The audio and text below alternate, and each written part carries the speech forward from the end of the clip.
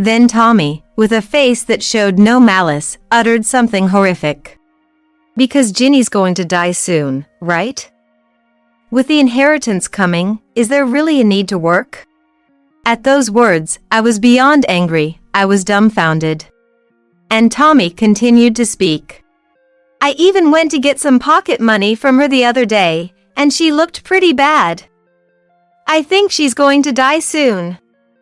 Can't wait for the inheritance." Saying this, Tommy started fiddling with his mobile phone, a tune almost escaping his lips with his smile. It was at that moment I realized he was a devil in disguise as an angel. Tommy, driven by greed, ended up selling Ginny's beloved violin. Even without this incident, I was already disappointed in Tommy, but now my despair knew no bounds. If you want to rely on a woman, go ahead. If there's someone willing to allow it, then live your life leeching off others. Just know, I will never indulge you again. You, who repay kindness with ingratitude, deserve to see hell. I will never forgive you. I am Mary, a 37-year-old housewife. I live with my husband Tommy, whom I married last year, and we have no children. I met Tommy at work. One day, Tommy joined the company where I worked as a temp. His personality was hard to grasp, and his indifferent attitude seemed to make the training for new hires quite a challenge. Eventually, after the trainer couldn't handle him, I was assigned to be Tommy's mentor. When I asked him, "Why didn't you take the training seriously?" Tommy replied, "Well, the trainer was a man, an old man to be specific. If it had been a young woman like you from the start, I would have put in the effort." Saying this, he smiled mischievously and peered into my face. His smile unwittingly stirred something in my heart. Despite being in my 30s, there was something about Tommy that evoked a protective, almost maternal feeling. At that time, not only me but also the other senior female supervisors were quite fond of him. Perhaps because I was constantly mentoring Tommy, seeing him get along with other female supervisors stirred feelings of jealousy within me.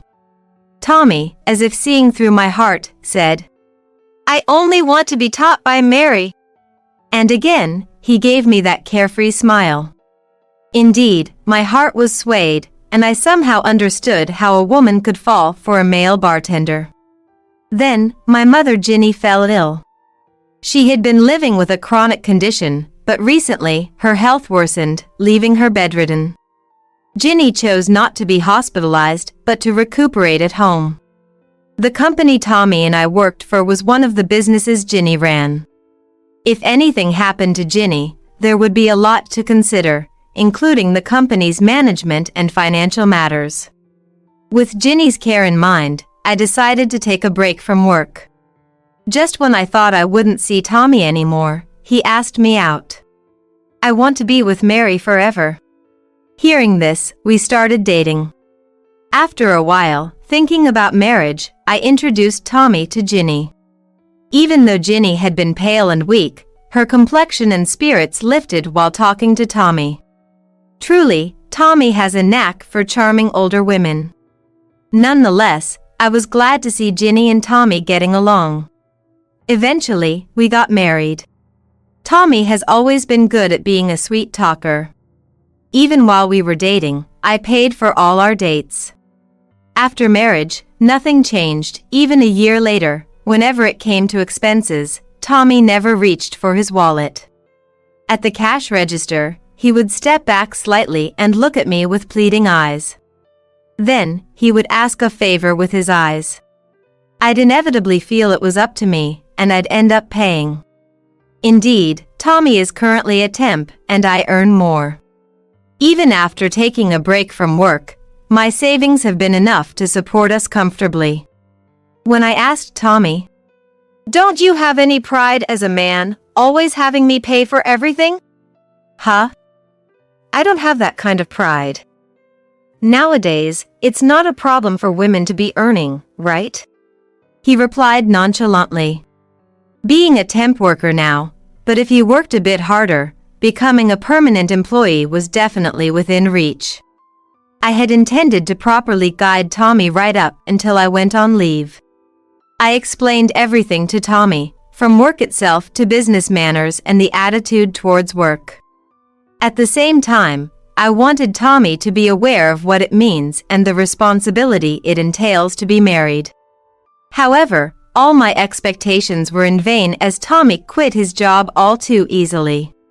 I pressed Tommy for a reason. Then Tommy, with a face that showed no ill intent, uttered something horrific. Because isn't Ginny going to die soon? With the inheritance coming, is there really a need to work? At those words, I was beyond angry, I was dumbfounded. And Tommy continued to speak.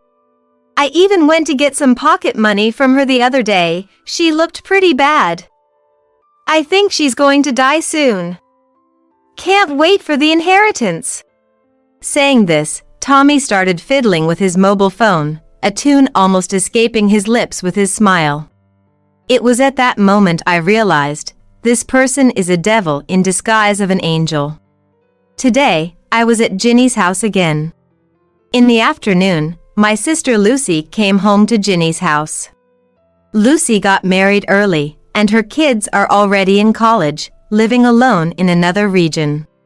Since her husband Gilbert is on an overseas assignment, Lucy has been staying at Ginny's house now.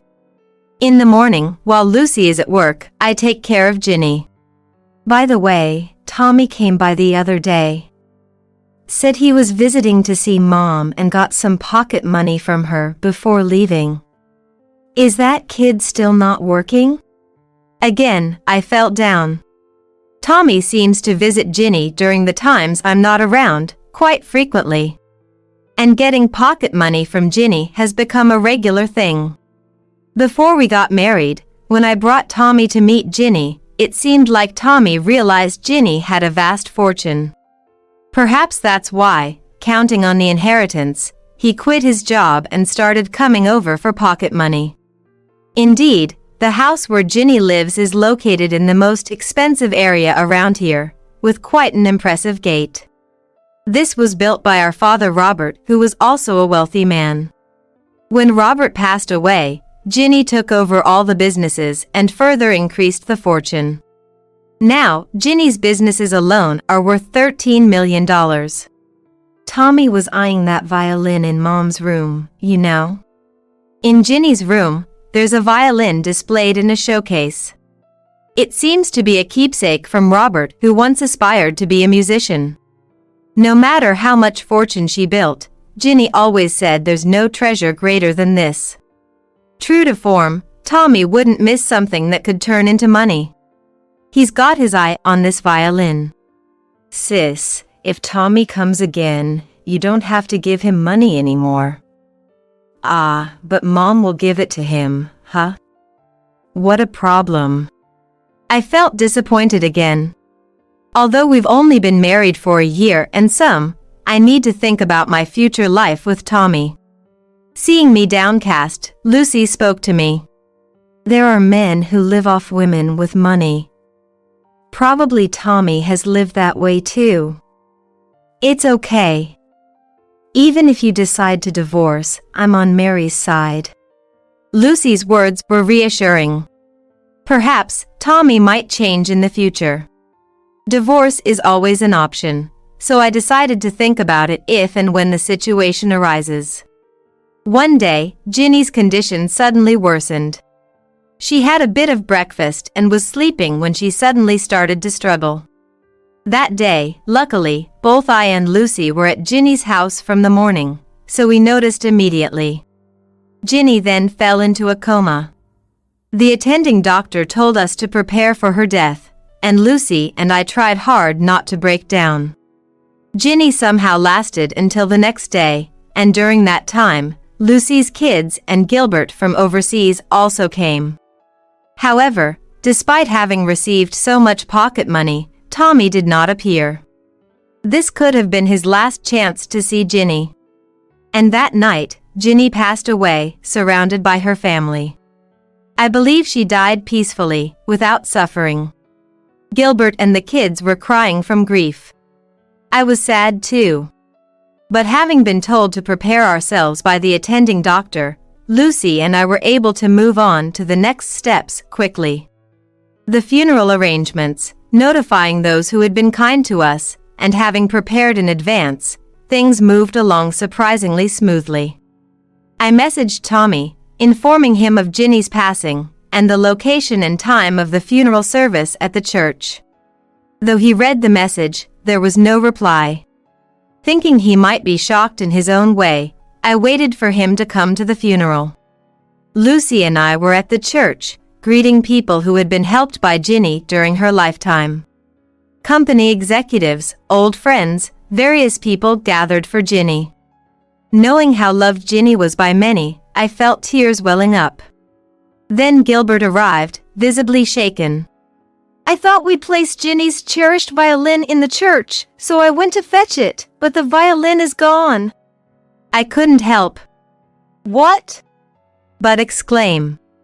Between Ginny's passing and the funeral, we had been busy and the house had been left unattended. Could it have been burglarized during that time? Lucy looked shocked too. I remembered what Lucy had told me earlier. That Tommy had been eyeing the violin. I quickly called Tommy, who had not yet shown up at the church. Surprisingly, Tommy answered the phone right away. Hey, Tommy! What are you doing? Not coming to the funeral? Where are you? Perhaps because of my barrage of questions, Tommy laughed over the phone. Getting bombarded with questions right off the bat, that's funny. Ginny's gone, right? Took longer than I thought. I was getting tired of waiting. I wanted to scream at Tommy for his heartless comments, but restrained myself and urged him to come to the church immediately. Then, Tommy made another unbelievable statement. I'm actually in the middle of some paperwork right now. The violin that was in Ginny's room, something various? There's a collector who wants to buy that old thing. I'm in the middle of selling it. I couldn't believe what I was hearing. Tommy was selling Ginny's violin. Tommy! Stop what you're doing right now. You're going to regret this. I desperately tried to stop him. That violin should never be sold. No can do. The buyer's all set, ready with all the cash. So, I'm kinda busy, gotta go. Good luck with the funeral. Bye. With that, Tommy hung up. At the funeral, I couldn't bring myself to tell everyone about Tommy's actions. I decided to talk to Lucy and Gilbert about it later. Tommy had become a money grubber, selling Ginny's cherished violin. I was already disappointed in Tommy, but now my despair was complete. If you want to depend on a woman, go ahead.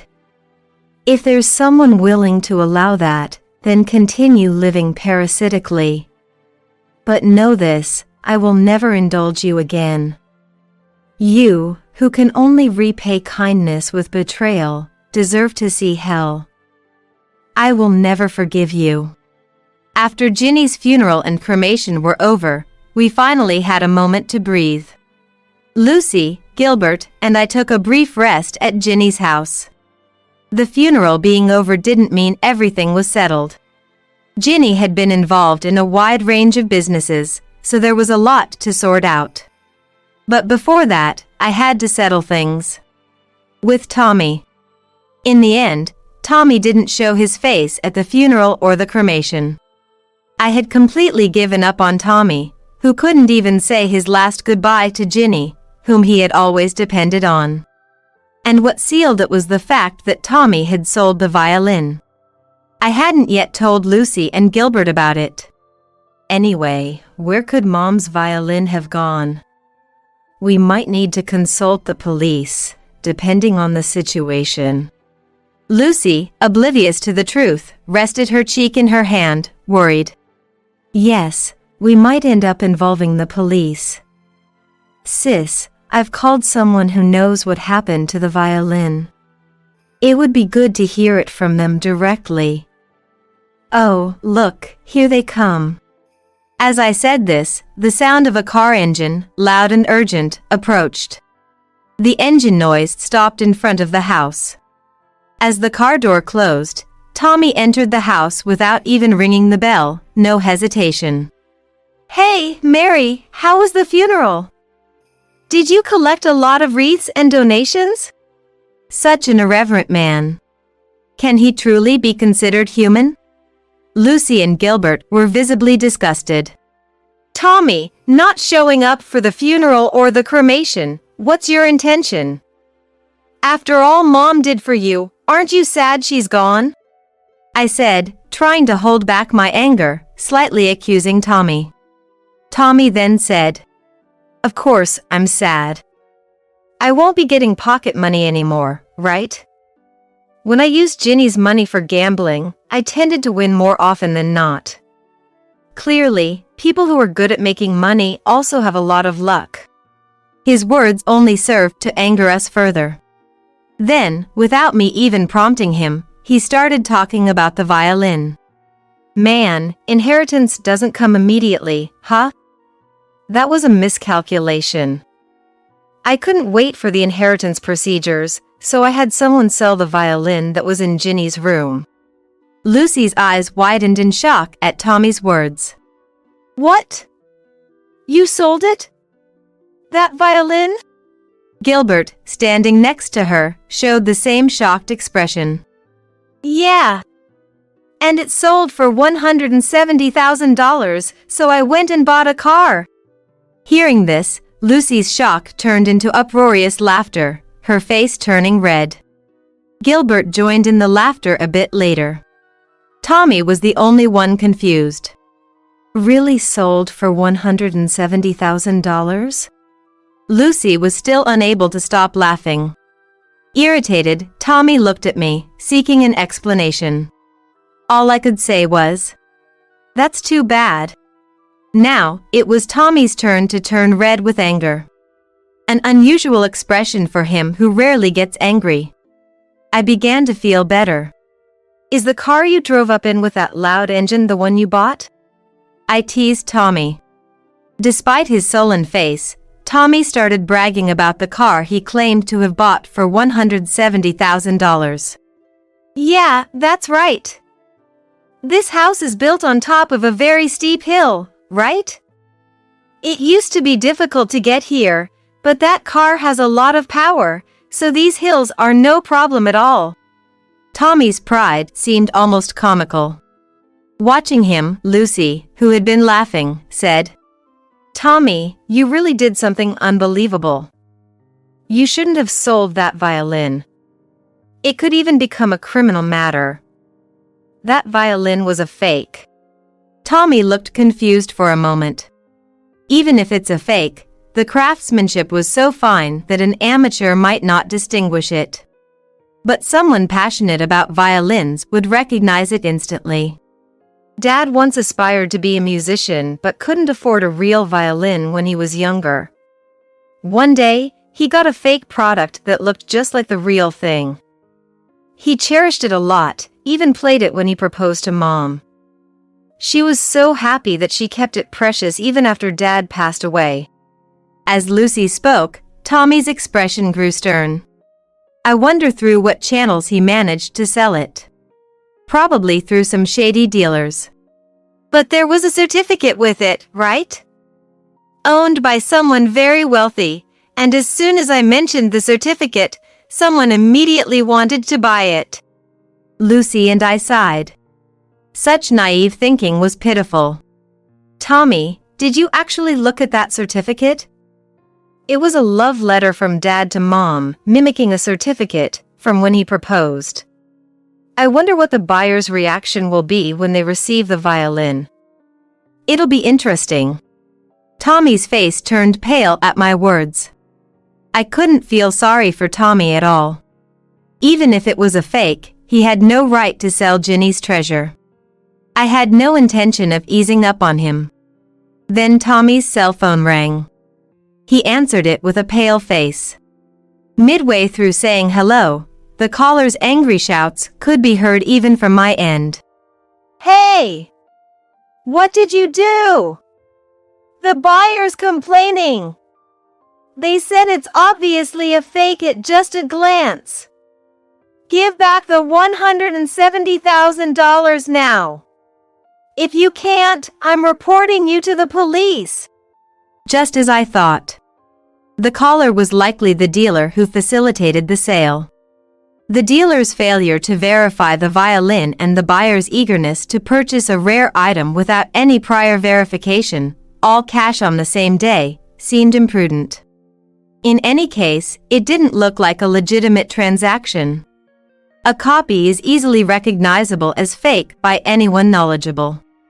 Ginny's treasure, though valuable, could never be worth $170,000. The joke of a certificate means ignorance of its authenticity might not be a valid excuse. Tommy, making excuses over and over to the dealer, seems to have no way out but to refund or face the police. "Damn! I just bought it, and now I have to give up the car," Tommy said, dejected, after ending the call. Watching this, Lucy and Gilbert couldn't help but smirk as if to say, "Told you so." For me, as long as Ginny's precious violin is returned, that's all that matters. But, of course, it's not right to do bad deeds. After this, Tommy will receive further divine punishment. Then Gilbert, who hadn't said much until now, spoke up. "By the way, Tommy, even if you have to give up the car, where is it? Didn't you drive here?" Prompted by Gilbert's words, I too glanced out the window towards the entrance. Indeed, Tommy had arrived by car, but his vehicle was nowhere to be seen where he had parked it. "That can't be! I locked it and... Oh no!" Realizing something, Tommy rushed out the door. The car was gone from the front of the house. It had crashed into the fence of a large house located down the slope. "Idiot! Didn't you apply the handbrake?" I sighed, watching Tommy run towards his car. Unfortunately, the car had collided head-on, and the front was severely damaged. Selling the car now would be difficult. The cost of repairs could be astronomical. "That house you crashed into belongs to a mafia boss who has lived there for years. Tommy, you're in big trouble." I muttered to myself again, "That's too bad." After a while, we went to apologize to the mafia boss's house. Being family, we sincerely apologized for Tommy's actions. This gentleman, a neighbor for years and friendly with Ginny, even attended her funeral. He expressed condolences for Ginny's passing. He was aware that my husband hadn't attended the funeral. He stated that the responsibility for this reckless act lies solely with Tommy. When we left, we saw the damaged brick wall, a sorry sight. Back at Ginny's house, Tommy started talking about the inheritance again. "Hey Mary, when will I get the inheritance? I was so close. Without Ginny's inheritance, I'd be totally screwed." He seemed to be in relief. Tommy was obviously misunderstanding something, so I had to bring him back to reality. "What are you talking about? You won't inherit a cent." Tommy looked bewildered by my statement. As my husband and not an adopted child, he had no right to inheritance. "Why not? I was looking forward to getting the inheritance." An irreverent and tactless man through and through. "Oh, but Mary, you'll inherit, right? So, I'll benefit too." Tommy, thinking only of money, almost brought tears to my eyes. I took several photos from my bag and laid them out on the table. Tommy's face turned pale upon seeing them. "I regret marrying you now.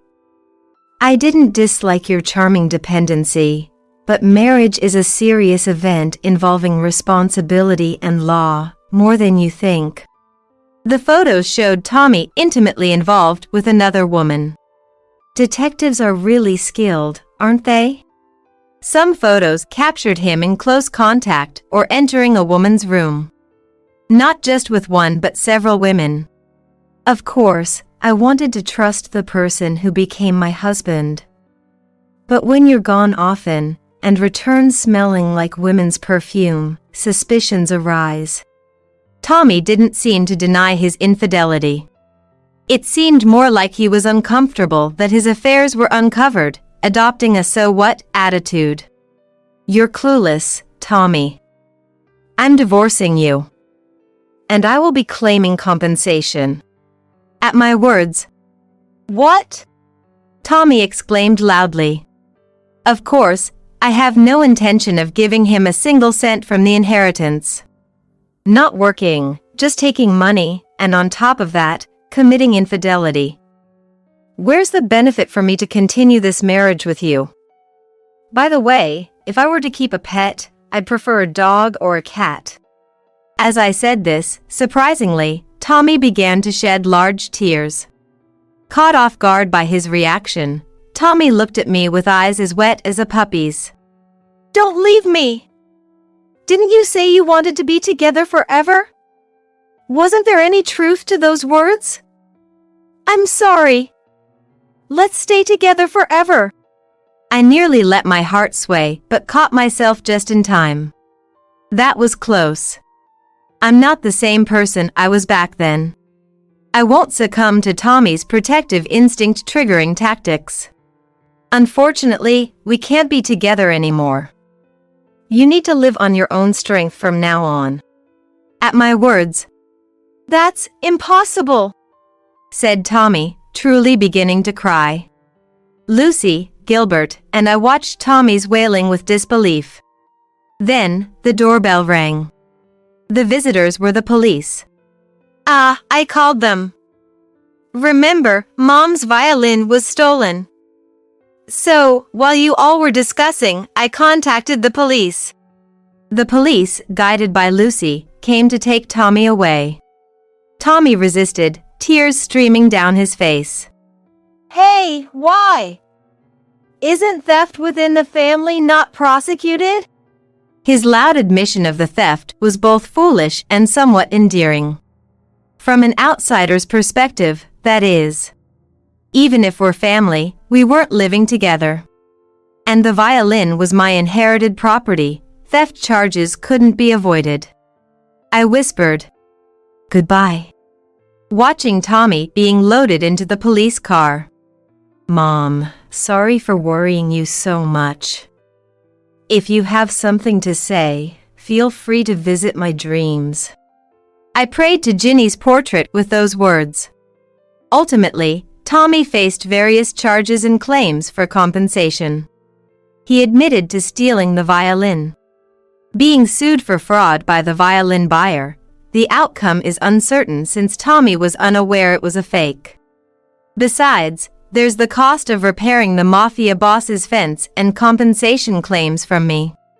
Some women Tommy had affairs with were married, and their husbands are also claiming compensation. Tommy, now drowning in debt, is undergoing divorce mediation through lawyers with me.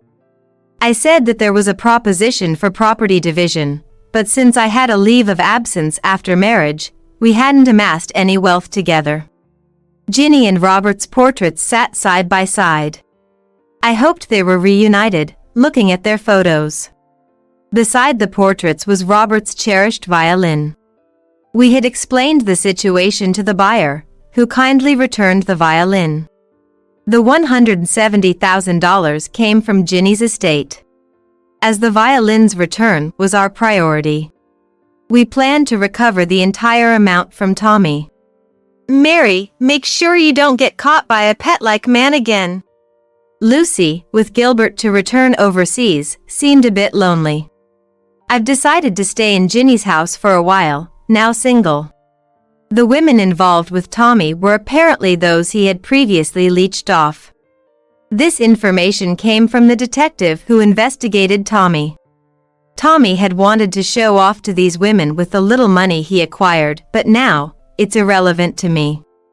His motive for joining our company was seemingly to find women to depend on.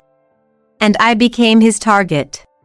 Reflecting on myself, Lucy's words made me deeply ponder my past choices. The detective revealed that Tommy had been disowned by his parents long ago. They were disgusted by his refusal to work and leeching off women.